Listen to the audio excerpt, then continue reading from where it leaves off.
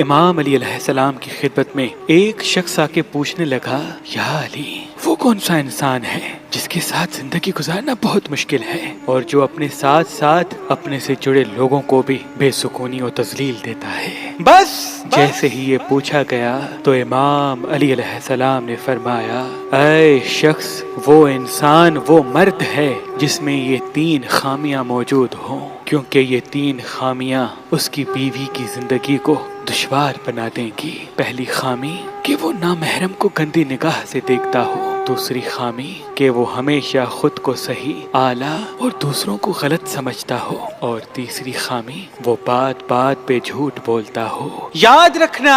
جس مرد میں یہ 3 خامیاں موجود ہوتی ہیں اس کے ساتھ رہنے والے رسوائی اور پریشانیوں کا سامنا کرتے ہیں۔ تو وہ شخص پوچھنے لگا، یا علی، میں ایک جھلک میں کیسے پہچان لوں کہ کس انسان